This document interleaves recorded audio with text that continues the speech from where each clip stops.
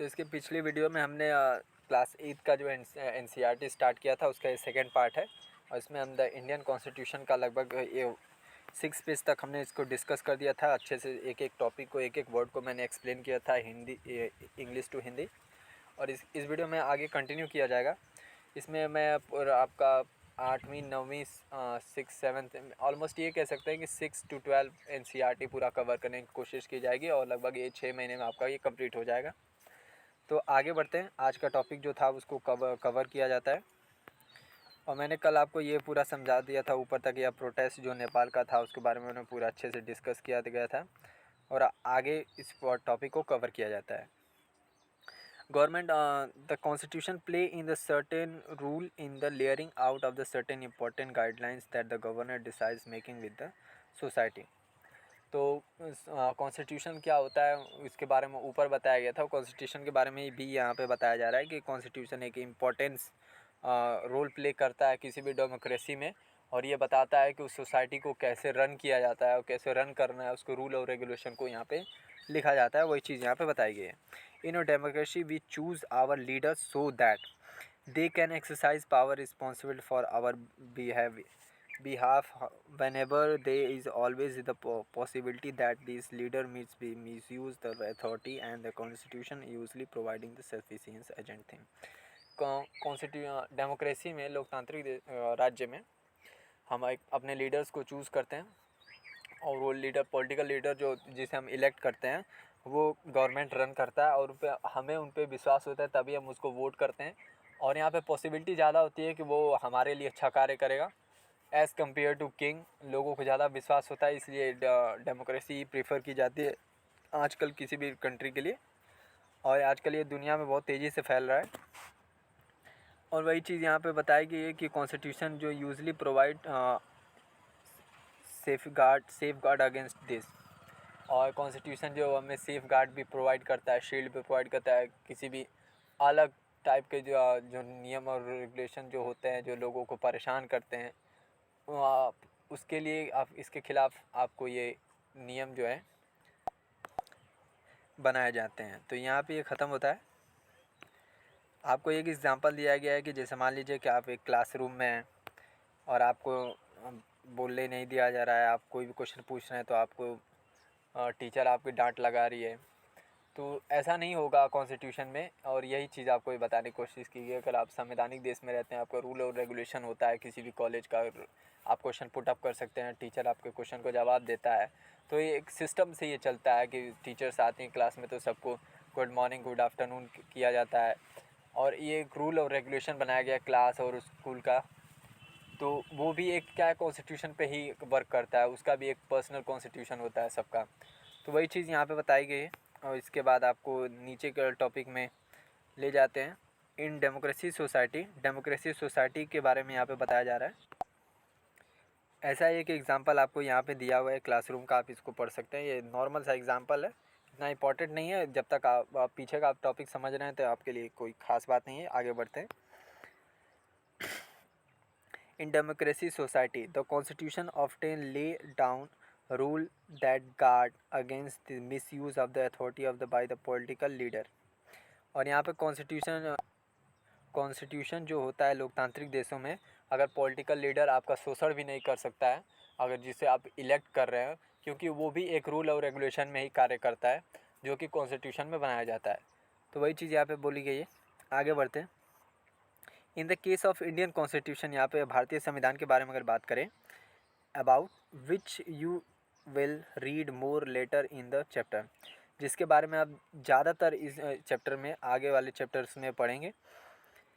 Many of this law are contain from in the fundamental section of the fundamental right. इसके साथ ज़्यादातर नियम जो है वो फंडामेंटल राइट, सार्वजनिक सुविधाएं जो होती लोगों को प्राप्त की जाती है उसके आधारित चीज़ों पर कॉन्स्टिट्यूशन में ज़्यादातर नियम और रूल रेगुलेशन बनाए गए हैं। तो वो चीज़ यहाँ पे है। Do you recall the chapter on the Dalit return Om Prakash Valmiki expresses in school from the 7th class में आपने ये 7th क्लास की बुक में आपने ये पढ़ा होगा कि जो ओम प्रकाश वाल्मीकि की जो स्टोरी वहाँ पे जो एक्सप्लेन की गई है वो भी एक वो कैसे फंडामेंटल राइट्स पे कैसे वर्क करती है इसके बारे में वहाँ पे एक्सप्लेन किया गया था। अगर आपको याद होगा तो वही एग्जांपल यहाँ पर दिया जा रहा है। In this chapter we talk about the discrimination Om Prakash face because he Dalit. इस चैप्टर में हम ये जानेंगे यहाँ पे डिस्क्रिमिनेशन का मतलब ये होता है, यहाँ पे डिस्क्रिमिनेशन का मतलब भेदभाव होता है, छुआछूत। तो यहाँ पे यही दिखाया गया है कि दलित जो ओम प्रकाश था उसने कैसे फेस किया था डेमो डिस्क्रिमिनेशन को, वही चीज़ यहाँ पे बताने की कोशिश की जाएगी। You will read about how the Indian constitution guarantees the right of the equality all the people. यहाँ पे आप देख सकते हैं कि सारे लोगों को समान से नज़रों से देखने का जो तरीका, जो नियम बनाया गया वो किस प्रकार कार्य करता है, वो चीज़ आपको देखने को यहाँ पे मिल जाएगी। समानता का अधिकार जिसे बोलते हैं वो चीज़ यहाँ पे होगी। और the right to equality on the fundamental rights, और सबको सार्वजनिक सुविधाएं इक्वल दी जाएगी। ये नहीं है कि आप ओबीसी को अलग सुविधाएं मिलेंगी, दलित को अलग मिलेंगी, बल्कि दलितों को कुछ ज़्यादा मिलेंगी। ऐसे ऐसे करके नियम बनाए गए कि मेजोरिटी जो होती है वो माइनॉरिटी पर कभी हावी ना हो। मतलब ये कि जो संख्यित हैं उनका कभी शोषण ना हो सके, इसलिए रूल और रेगुलेशन बनाया गया है ताकि देश को अच्छे से रन किया जाए, गवर्नमेंट अच्छे से कार्य करे और लोगों में आपसी विवाद ना हो। तो वो चीज़ यहाँ पे दी गई है। और ये आपका 7 पेज भी कंप्लीट होता है। और फिर आपका ये नेक्स्ट पेज है, another important function that the constitution play in the democracy. दूसरा जो फंक्शन है जो डेमोक्रेसी में कॉन्स्टिट्यूशन प्ले करता है, ensure that the dominate group do not use it's power against other. वो चीज़ ये है कि जो बहुसंख्यक लोग हैं वो अल्पसंख्यक को लोगों को परेशान नहीं कर सकते हैं।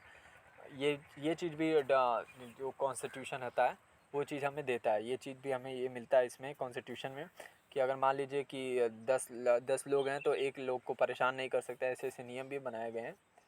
तो वही चीज़ यहाँ पे आपको देखने को मिल जाएगी। और इसके बाद ये आगे आपका मिल जाएगा, it's power against other less powerful people of the group. The storyboard become demonstrated one such situation in the classroom. एक क्लासरूम का एक यहाँ पे स्टोरी बोर्ड लिया गया है जिसमें छोटी सी कहानी आपको बताई गई है। तो इसमें समानता का अधिकारी आपको देखने को मिलेगा। और इसमें आपको ये जो ऊपर मैंने आपको बताया था कि जो अनदर फंक्शन है कि आप अल्पसंख्यकों को परेशान नहीं कर सकते हैं संवैधानिक लोकतांत्रिक देश में संविधान के अकॉर्डिंग, वही चीज़ उसी पर आधारित एक छोटा सा एग्जांपल है। आप इसको देख सकते हैं, छोटा सा, इसमें कुछ समझाने वाली चीज़ है नहीं, तो इसको इग्नोर करते हैं, आगे देखते हैं। Such unhealthy situation can you occur in the democracy society where a majority can continuously enforce decision that extremely minority and go against their interest। यहाँ पे ये बताने की कोशिश की जा रही है कि अगर कंट्री के अंदर अगर डेमोक्रेसी कंट्री है तो कोई भी मेजोरिटी जो यहाँ पे बहुसंख्यक को बोला जा रहा है वो किसी माइनॉरिटी के ऊपर फोर्स नहीं कर सकता है किसी कार्य को करने के लिए, या उसके साथ ज़बरदस्ती नहीं कर सकता है। वो उसकी इच्छा है वो करे या ना करे, कोई भी कार्य इसमें आप सोच सकते हैं। आपका मतलब आपका शोषण, मोटा तौर यही कहा जा रहा है कि जो आपका मेजोरिटी है वो माइनॉरिटी का शोषण नहीं कर सकता है। मूल बात यही है इसमें। और आगे देखते हैं। फिर आगे आपको देखने को मिल जाएगा, as the above storyboard emulation. जो स्टोरी बोर्ड आपको जो ऊपर दिखाया गया था, every society in prone to be टाइनिटी ऑफ द मेजोरिटी। यहाँ पे कोई भी मेजोरिटी जो है वो अत्याचार नहीं कर सकती है माइनॉरिटी के ऊपर, वही चीज़ यहाँ पे दिखाया गया है। तो constitution usually contain rule that ensure that minority are not excluded from any thing that the available to majority. Constitution जो है वो माइनॉरिटी को कुछ ऐसे नियम और अधिकार देता है जिसके कारण जो मेजोरिटी है उनके ऊपर हावी नहीं हो सकती, उनका शोषण नहीं कर सकती। तो ये कॉन्स्टिट्यूशन देता है। This can refer to one community domination another, inter community domination, member of the one community dominating other with in the same community, intra community domination. यहाँ पे कुछ अधिकार दिया जाता है माइनॉरिटियों को ताकि वो मेजॉरिटी के ऊपर, जो मेजॉरिटी लोग होते हैं उनके ऊपर परेशान होने ना करें, उनका शोषण ना करें। तो वही चीज़, बस ये छोटा सा टॉपिक हो जाती है, इसको पूरे पेज को कवर किया गया, अच्छे से एक्सप्लेन किया गया आपको एग्जांपल के तौर से, 2-3 एग्जांपल भी दिए गए, तो आपको ये अच्छे से क्लियर हो गया होगा कि ये क्या होता है। इसमें माइनॉरिटी, मेजॉरिटी और आपका जो था समानता का अधिकार, अत्याचार जो मेजॉरिटी का था, यही चीज़ आपको बताने को इसमें दिख गया। तो यहाँ पे 8 पेज भी ख़त्म होता है, इसमें भी कुछ खास नहीं था। उसके बाद आपका 9th पेज पे स्टार्ट करते हैं। द थर्ड सिग्निफिकेंस, ये तीसरा जो आप कह सकते हैं कि संविधान से जो हमें एक अच्छी चीज़, अच्छा रूल और रेगुलेशन जो मिलता है, उसका तीसरा जो एग्जांपल हम ले सकते हैं, reason why we need a constitution to save from our self. हमें अपने आप से खुद को भी हम अपने आप से सेव करने के लिए कॉन्स्टिट्यूशन का मदद लिया जाता है यहाँ पे। तो ये चीज़ कैसे होती है, जो इसका भी एक एग्जांपल आपको नीचे दिया गया, जिससे आपको पूरी ये वाली टॉपिक पूरी तरह से समझ में आ जाएगा। हमें अपने आप से ही क्यों हमें बचाने की ज़रूरत है, ये चीज़ भी आपको यहाँ पे समझाने की कोशिश की जाएगी। This may sound strange but what is means by that. इसमें आपको यही समझने को मिल जाएगा कि इसमें आप थर्ड सिग्निफिकेंस में यही बताने की कोशिश किया है। जैसे मान लीजिए कि आप कुछ लोग काफ़ी चंचल होते हैं, बचपन में कोई बच्चा किसी छोटे बच्चे को परेशान नहीं कर रहा है, मान लीजिए कि कोई नहीं कर रहा है, इसका कारण ये है कि वो अगर वो चाहता भी उसे परेशान करना तो वो नहीं कर सकता है, क्योंकि उसको पता है कि उसको डांट लगेगी। तो ऐसे ऐसे नियम जो है वो उसको खुद से बचाते हैं। मतलब उसको अगर वो गलत करेगा, वो एक तो अपने आप वो गलत कर रहा है, तो उसको खुद से या खुद को बचाने का जो ये तरीका है, इसी को यहाँ पे थर्ड सिग्निफिकेंस को समझाया गया। उसके ऊपर एक छोटा सा एग्जांपल दिया गया है, इसके माध्यम से आप भी समझ सकते हैं। यहाँ पे आपको एक छोटा सा एग्जांपल दिया गया है। यहाँ पे एक शबनम नाम की लड़की है, जो जिसका रिवाइज करने का अभी 2 चैप्टर बचा हुआ है। वो टीवी देखना चाहती है, उसकी इच्छा है कि वो टीवी देखे, लेकिन वो टीवी नहीं देख सकती है क्योंकि उसका कल एग्ज़ाम है। तो इसकी वजह से वो टीवी प्रोग्राम को इग्नोर करती है।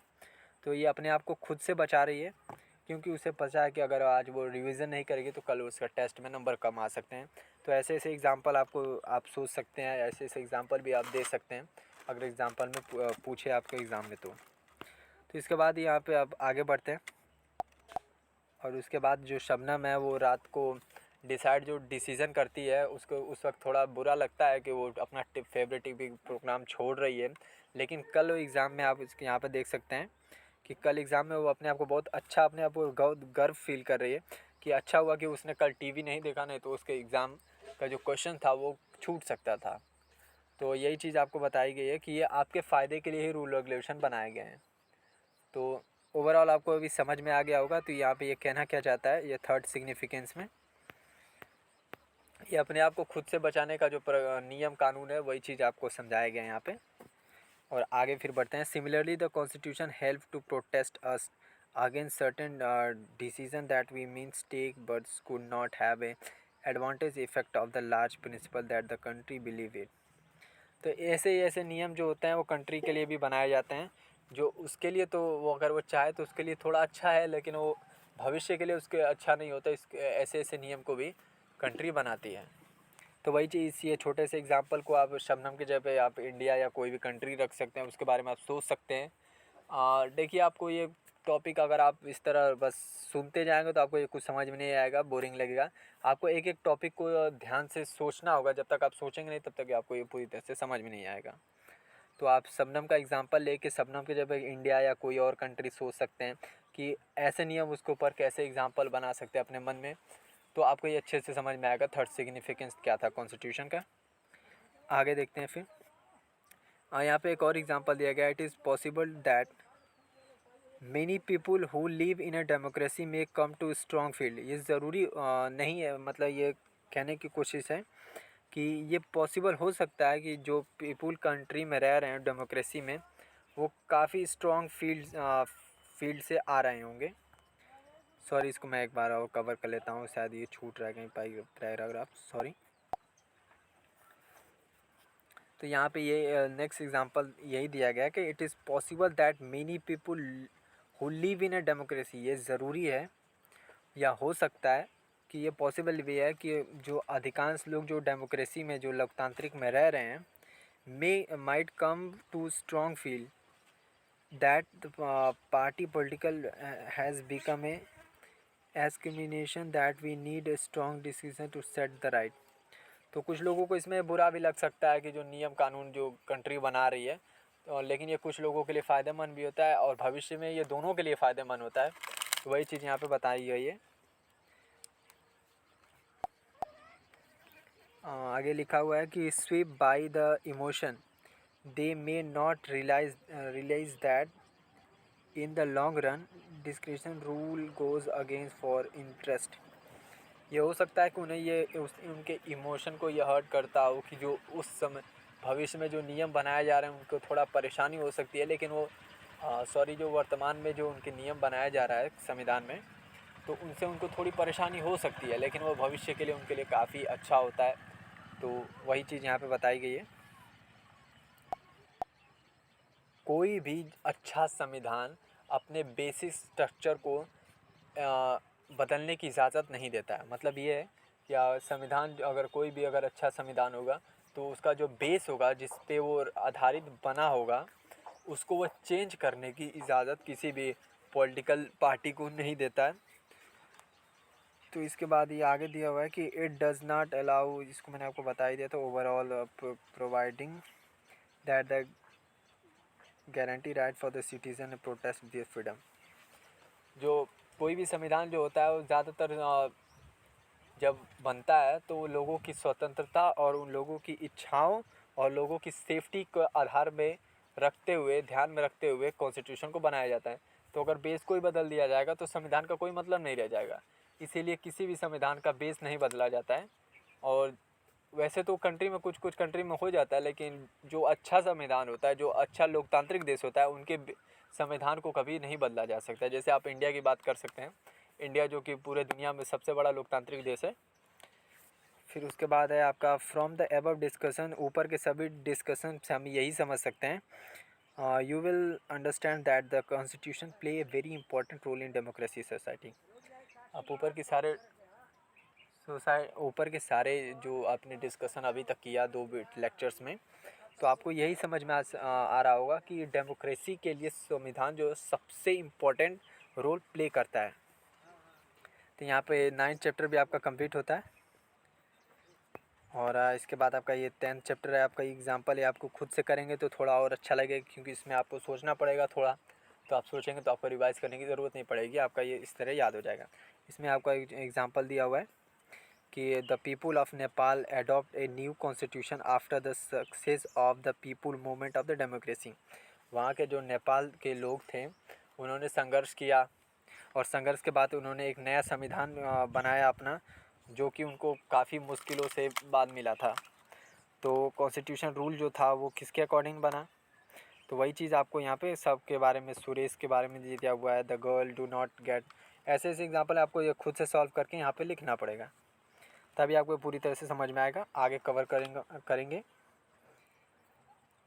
Now let us try and understand the way in which the above point get translate into certain idea and rule by the study some features of the Indian Constitution। तो ऊपर के जो आपने मतलब जो आपका ये जो ऊपर का ये बॉक्स है, जो आप इसको फील करेंगे तो आपको इसको अंडरस्टैंड करने में आपको और भी समझ में अच्छे से आएगा कि इंडियन कॉन्स्टिट्यूशन कैसे प्ले करता है, और इसके बारे में और आगे भी चर्चा की जाएगी। तो अब तक के नेक्स्ट वीडियो में कवर करेंगे। नेक्स्ट टॉपिक आपका जो है इंडियन कॉन्स्टिट्यूशन की फीचर जो इसके हैं, वो इसके बारे में आपको अगले वीडियो में पढ़ने को मिल जाएगा। अभी वीडियो काफ़ी लॉन्ग हो गई है, तो आज यहीं तक रहने देते हैं, कल स्टार्ट करेंगे।